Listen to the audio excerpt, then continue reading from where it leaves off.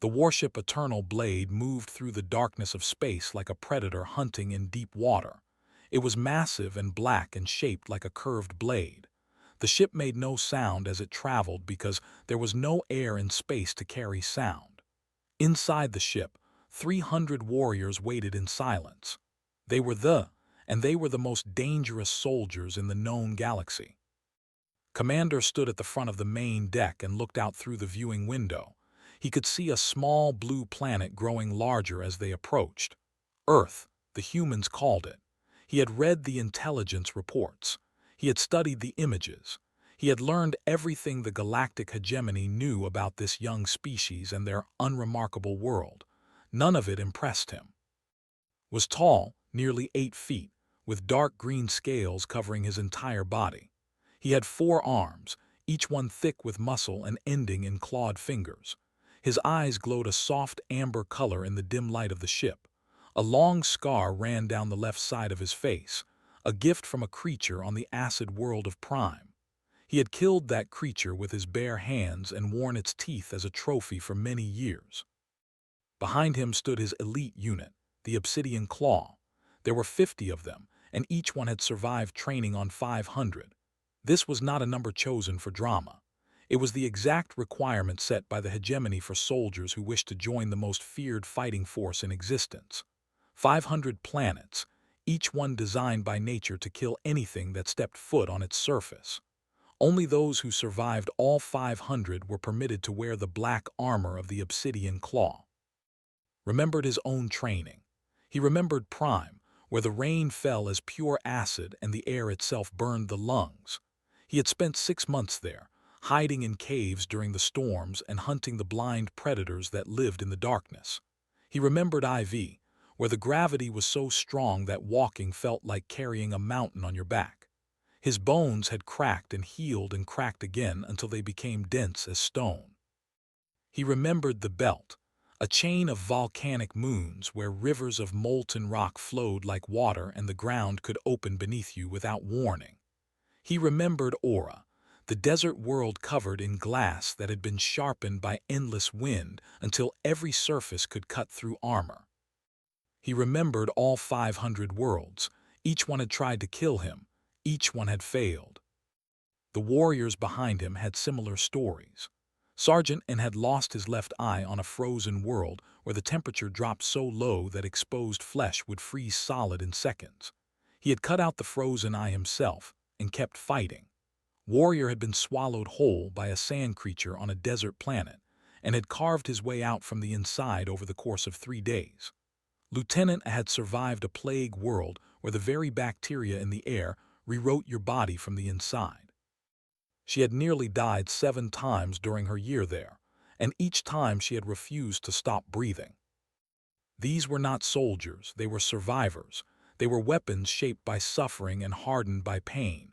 The galactic hegemony had spent centuries perfecting the process of creating them. They took young with potential and sent them to die on impossible worlds. The weak died quickly, the strong died slowly, and the strongest did not die at all. Those were the ones who became the Obsidian Claw. Now they had been sent to Earth. The hegemony had been watching humanity for several decades. The species was young, barely a few thousand years into their civilization, but they were spreading fast. They had reached beyond their own planet and established colonies on nearby worlds. They were building ships and weapons and showing signs of ambition that made the older races nervous. The hegemony did not like ambitious young species. Such species had a tendency to cause problems. The mission was simple. The Obsidian Claw would land on Earth, observe the humans, assess their military capabilities, and determine whether they posed a genuine threat. If they did, the Claw had authorization to begin neutralization protocols. This was a polite way of saying they would start killing important humans until the species understood its place in the galaxy. Expected the mission to be easy. Earth was classified as a Category 3 habitable world, which meant it could support life without significant technological assistance. This was almost an insult. There was Category 7, barely habitable, a place where survival required constant struggle. Had been raised fighting for every breath, every meal, every moment of rest. The idea that humans had evolved on a world where life was simply given to them made him feel something close to disgust. The ship entered Earth's atmosphere over a large landmass the humans called North America, had chosen a rural area for the landing, a place with few humans and plenty of space to establish a base of operations. The region was called Kansas, and the intelligence reports described it as flat, agricultural, and boring, perfect for their purposes. As the eternal blade descended through the clouds, noticed something strange. The air outside the ship was thick with moisture, and the sensors detected water falling from the sky. Rain, the humans called it, knew what rain was. He had experienced rain on dozens of. On Prime, rain meant death. On other worlds, rain carried toxins or parasites or temperatures extreme enough to kill. He assumed Earth's rain would be similarly dangerous. The ship landed in a field of tall yellow plants, wheat, according to the database, a food crop. Found it amusing that humans grew their food in open fields where anyone could take it. On his, food was hidden and guarded and fought over. The idea of leaving it out in the open seemed foolish. He turned to face his warriors and spoke in a low, commanding voice. They would exit the ship, establish a perimeter, and begin surveillance operations immediately. Any humans who discovered them would be captured for study. If resistance was encountered, it would be eliminated. The mission parameters were clear. The warriors checked their weapons and their armor. They had done this thousands of times before on hundreds of worlds. This was routine. Earth was just another planet, another mission, another species that would learn to fear the obsidian claw. The boarding ramp lowered with a soft hiss, and the night air of Earth flowed into the ship. It smelled strange too, clean and wet and full of organic scents he could not identify. He stepped forward onto the ramp and looked out at the dark field stretching before him. The sky was covered in clouds, and in the distance, he could see small lights that indicated a human settlement. Somewhere in that settlement was a young woman who would change everything he believed about strength and survival, but did not know that yet. He simply walked down the ramp and set foot on Earth for the first time, ready to do what he had always done. Conquer, Kate had been a deputy sheriff in Mills County for 7 years. She knew every road, every farm, every family in the area. She knew which teenagers liked to drink beer in the old barn outside town, and which farmers let their cattle wander onto the highway. She knew the sound of trouble before it arrived. That night, driving her patrol car along Route 12, she heard something she had never heard before. It started as a low hum that made her teeth ache. Then she saw the lights. They came down from the clouds in a straight line, bright white, and then fading to a deep red as they descended. Kate pulled her car to the side of the road and turned off the engine. She watched through her windshield as something massive and dark settled into the wheat field about half a mile away. The lights went out, and then there was only silence. Kate sat in her car for a full minute. Her hands were shaking slightly, but her mind was clear. She had 2 options. She could call it in, report an unknown aircraft landing in a field, and wait for someone else to investigate. That was the smart option. That was what the training manual would tell her to do. Or she could drive over there and see for herself what had just fallen out of the sky. Kate had never been good at waiting for other people to handle things. She started her car but kept the headlights off. The moon was hidden behind clouds, so the only light came from the distant glow of the town behind her. She drove slowly along a dirt path that led toward the field, her eyes adjusting to the darkness. When she got close enough to see the shape of the craft, she stopped the car and got out on foot. The ship was enormous. It sat in the middle of the wheat field like a giant black stone, smooth and seamless, without any visible windows or markings. Heat radiated from its surface, and Kate could smell something metallic in the air, like blood or iron. She approached slowly, one hand resting on her service weapon, though she suspected a pistol would be useless against whatever had built this thing. A section of the ship's hull shifted, and a ramp began to lower toward the ground. Kate stopped walking. She was about 50 feet away, close enough to see but far enough to run if she needed to. Her heart was pounding so hard she could feel it in her throat, but she did not move. Running seemed pointless. If these visitors wanted to hurt her, they probably could, whether she ran or not. Figures emerged from the ship. They were tall, much taller than any human Kate had ever seen. They moved with a strange grace, each step precise and controlled. As they came down the ramp and into the faint light, Kate saw them clearly for the first time. They were not human. Their skin was covered in dark scales that looked almost black in the darkness. They had 4 arms, 2 sets emerging from broad shoulders, and their faces were flat with wide mouths and eyes that glowed amber like the eyes of an animal caught in headlights. They wore armor that seemed to absorb light rather than reflect it, and they carried weapons that Kate could not identify but knew instinctively were designed to kill. The lead figure stopped at the bottom of the ramp and looked directly at her. Kate felt his gaze like a physical weight pressing against her chest. Every instinct in her body screamed at her to run, to hide, to do anything except stand there in the open like prey waiting to be taken. But she did not run. She had spent her whole life refusing to run from things that scared her. That was why she had become a cop in the first place. The alien raised one clawed hand, and the soldiers behind him stopped moving. For a long moment, nobody spoke. The only sound was the soft rustle of wheat stalks swaying in the night breeze. Then the alien spoke. His voice was deep and rough, but the words came out in clear English through some kind of device attached to his chest. "You do not run," he said. It was not a question. Kate swallowed hard. Her mouth was dry, but she forced herself to answer, "Should I?" The alien tilted his head slightly, studying her. Kate could not read his expression. His face was too different from anything she had seen before, but something in his posture shifted, became less aggressive. He seemed curious rather than hostile. "Every species runs," he said. "On every world we have visited, they see us and they flee. This is the correct response. We are the obsidian claw. We are trained to kill. You should be afraid." Kate took a slow breath. "I am afraid," she said honestly, "but running never helped anyone I know." Behind the alien commander, one of the soldiers made a sound that might have been a laugh or a growl. The commander silenced him with a look, then turned back to Kate.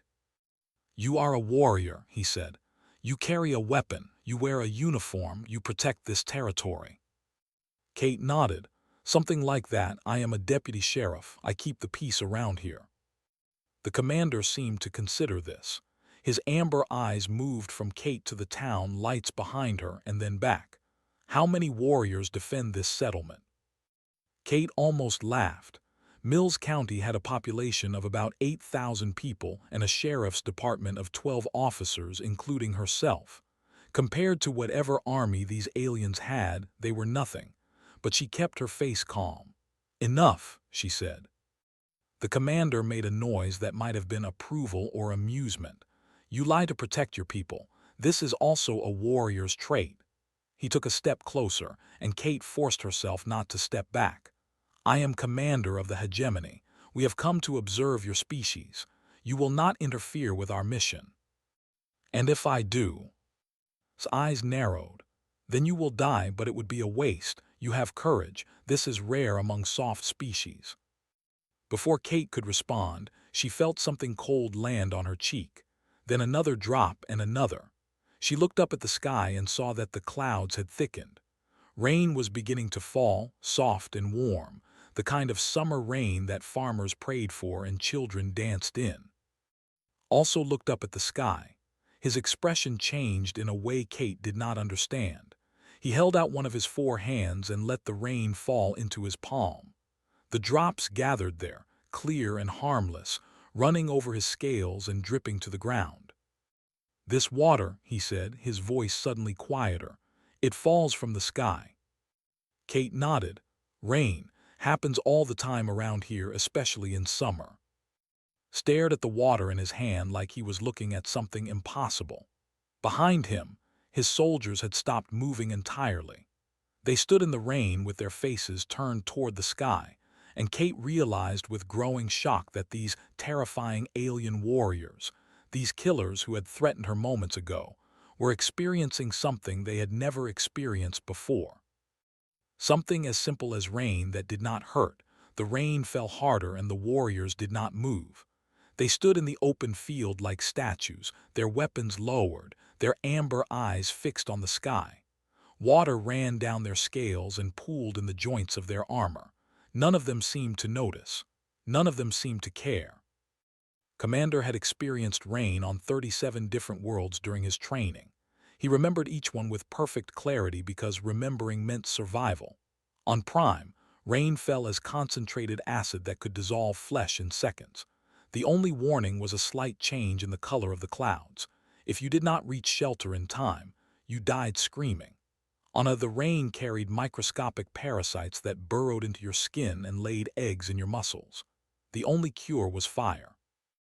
On IV, rain came as heavy metal pellets that fell from such great height and with such force that they could punch through armor. On world after world, rain meant danger.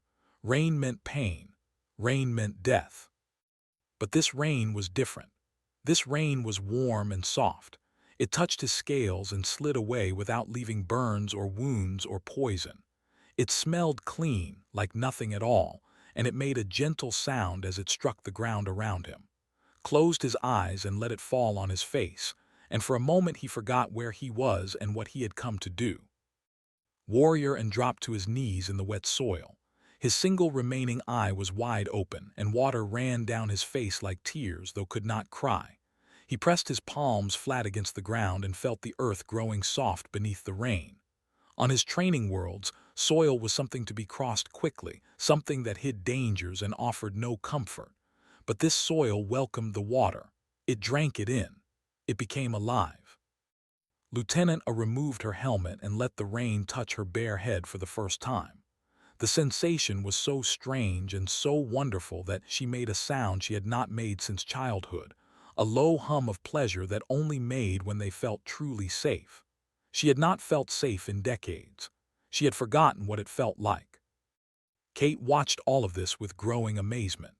These aliens had arrived on Earth looking like death itself, armed and armored and ready for war. Now they stood in a summer rainstorm like lost children discovering water for the first time. She did not understand it, but she recognized it.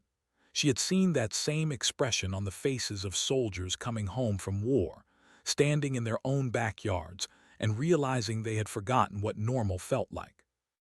"You have never felt rain like this," Kate said. It was not a question. Turned to look at her. His amber eyes were softer now, less threatening. "We have felt rain on many worlds, but it always carried death. It always demanded something from us." He held up his hand again and watched the droplets gather in his palm. "This rain asks for nothing. It simply falls. It simply gives." Kate nodded slowly. "That is what rain does here. It falls and then things grow. Crops, flowers, trees. The land needs rain to live." "The land needs rain," repeated, as if the words were from a language he did not speak. The storm intensified. Thunder rolled across the sky, deep and powerful, and lightning flickered in the clouds. The warriors looked up with expressions that Kate might have called fear if she had not known what they had survived. But it was not fear. It was wonder. They watched the lightning like it was a show put on just for them, and when the thunder growled again, several of them made sounds of approval, as if applauding a worthy opponent. "The sky speaks," Warrior said, "but it does not attack, it only speaks." Kate could not help but smile. That is thunder. It is just noise. Lightning can be dangerous if it hits you, but mostly it just lights up the sky.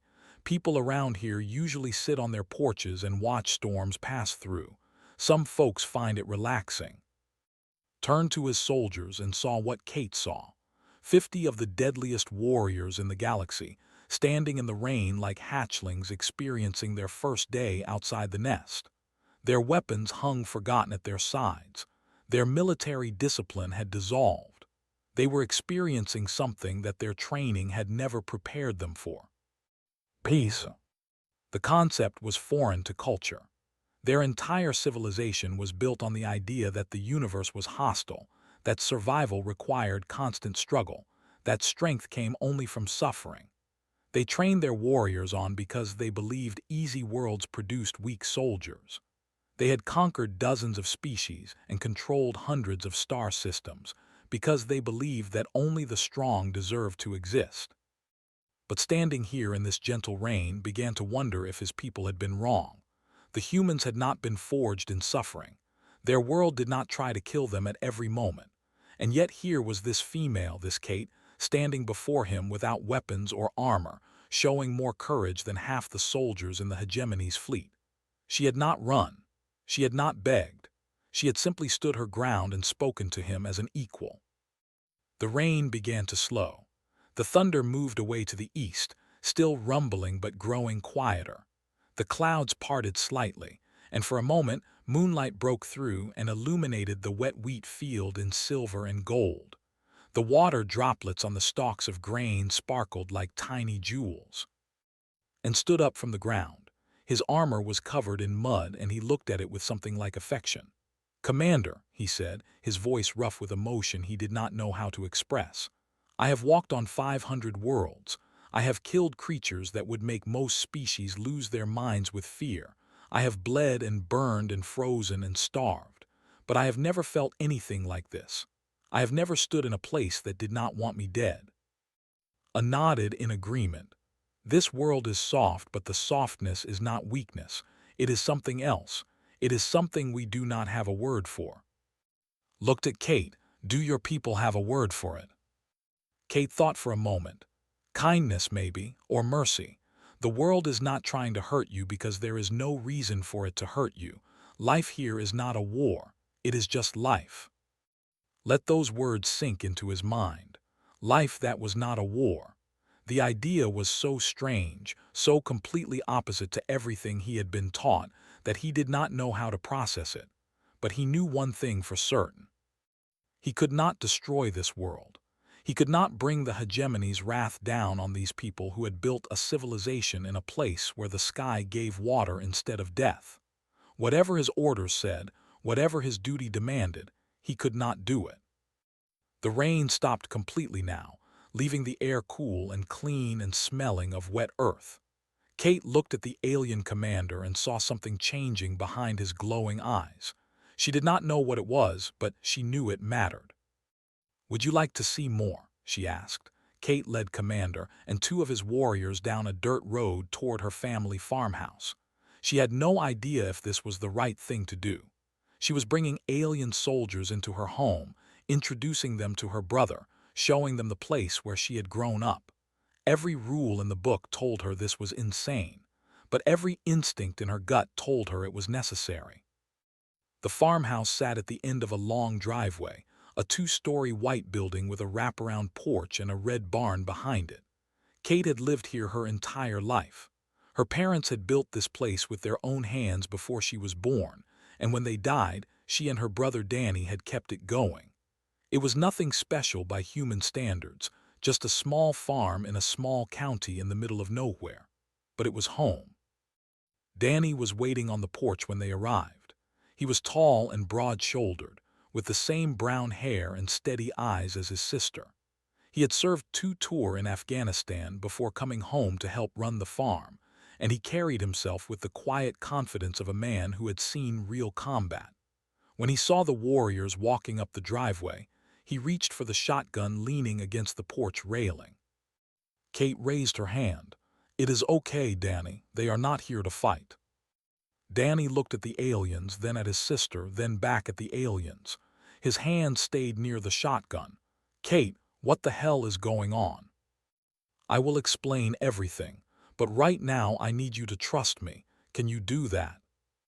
Danny was silent for a long moment.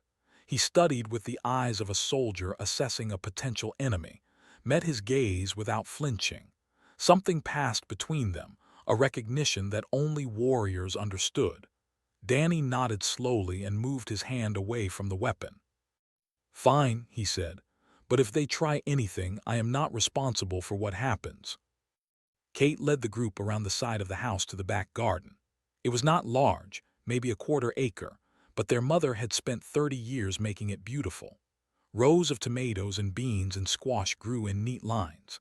Sunflowers stood tall along the fence, their yellow heads turned toward the east where the sun would rise. A small patch of strawberries spread near the water pump, and climbing roses covered a wooden trellis that their father had built the summer before he died. Warrior stopped at the edge of the garden and stared.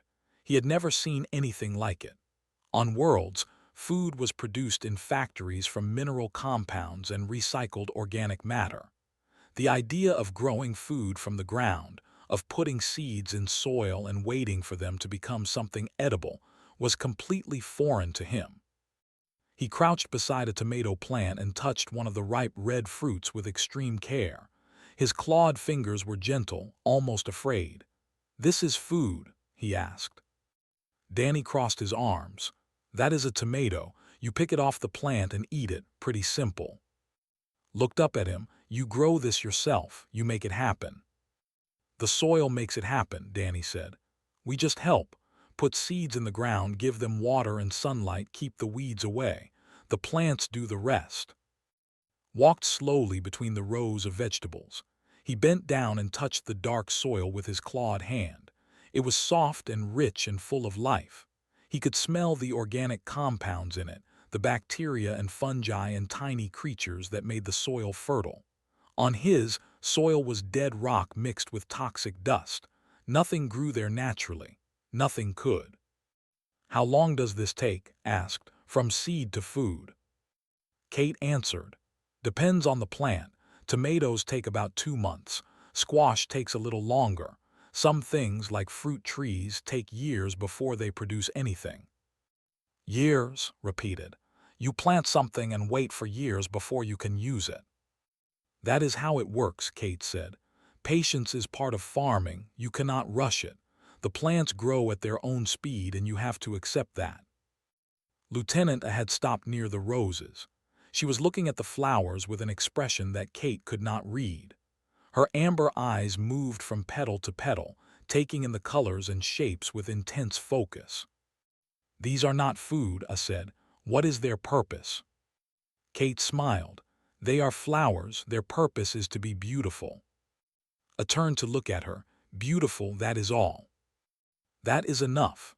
My mother planted those roses 20 years ago because she thought they were pretty. She liked to look at them in the morning when she drank her coffee. After she died, Danny and I kept taking care of them because they remind us of her." I was silent for a long time. On her training worlds, everything had a purpose related to survival. You did not waste resources on anything that did not help you stay alive. The idea of growing something simply because it was beautiful, simply because it brought joy to look at, was something she had never considered. Joined her by the roses. He reached out and touched one of the petals with surprising gentleness.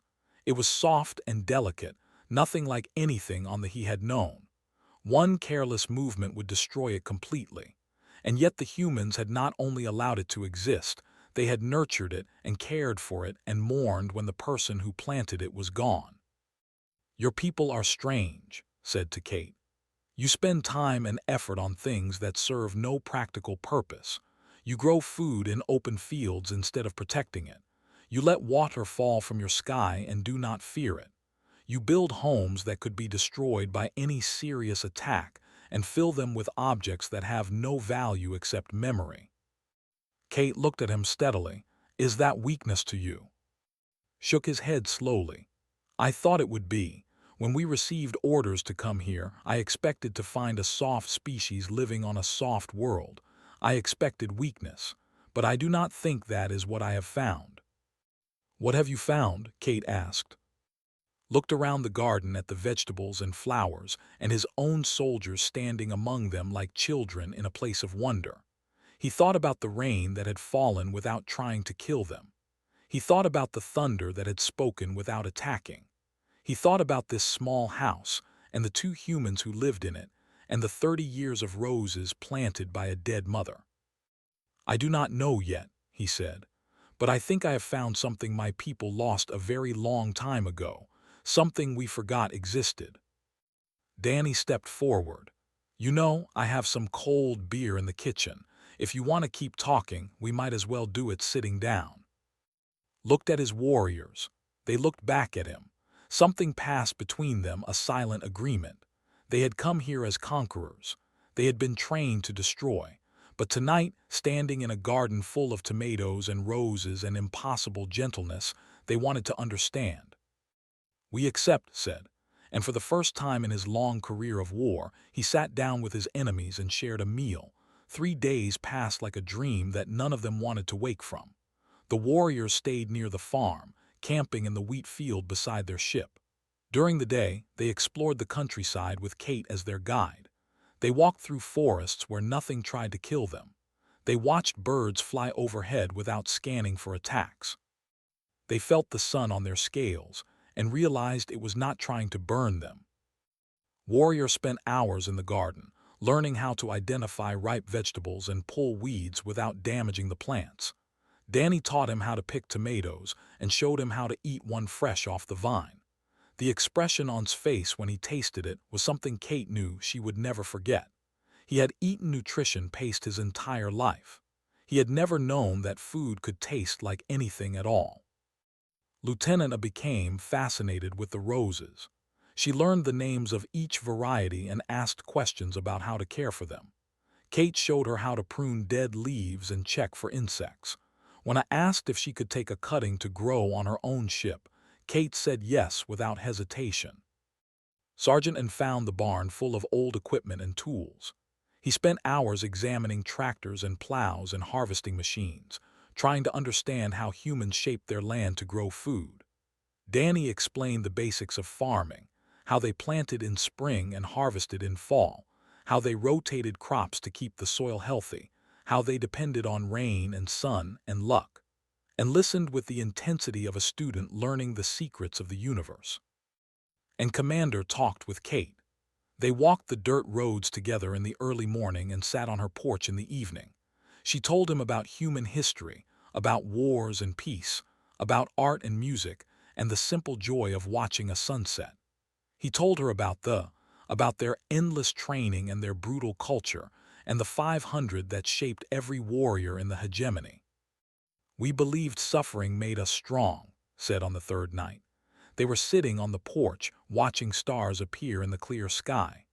"We believed that easy lives produced weak soldiers, so we sent our children to die on impossible worlds, and we celebrated the ones who survived." Kate was quiet for a moment. "Did it make you strong?" "It made us hard," said. "It made us able to endure anything, but I am beginning to think that is not the same thing."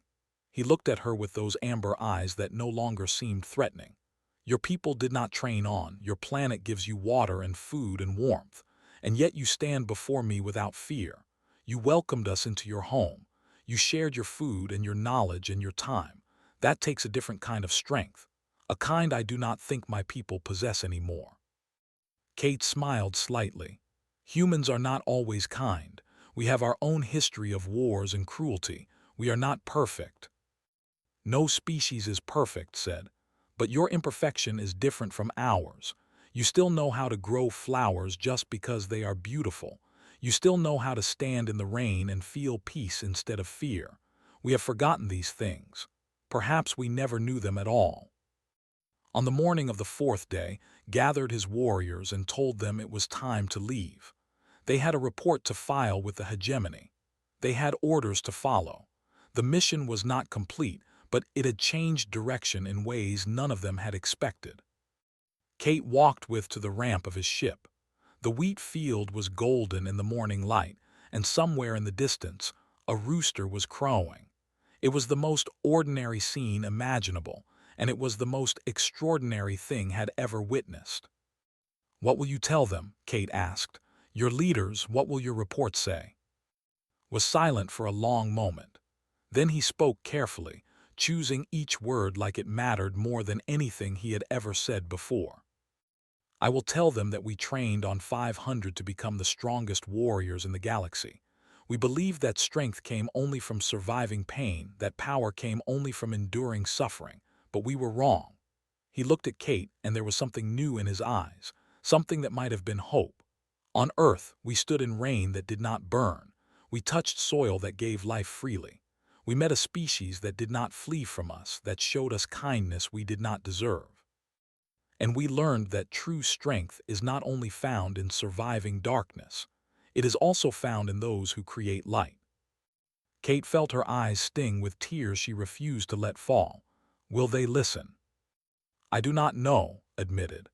The hegemony has believed in strength through suffering for 10,000 years. They will not change easily.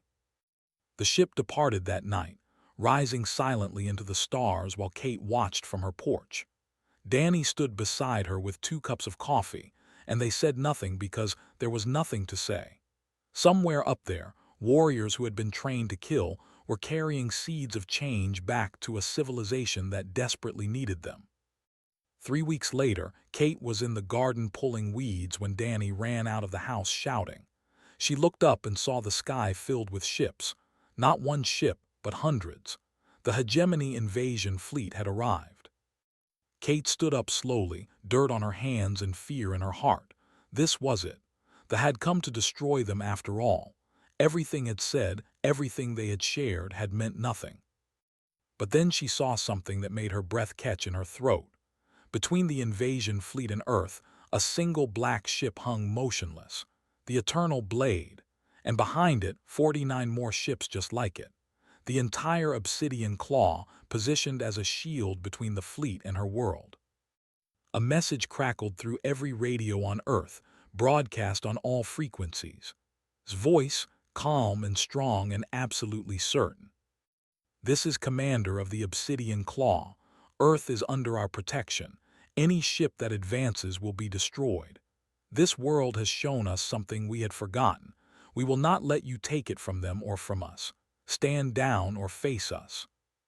The invasion fleet hesitated. For a long moment, nothing moved. Then, slowly, the hegemony ships began to turn away. They knew what the Obsidian Claw was capable of.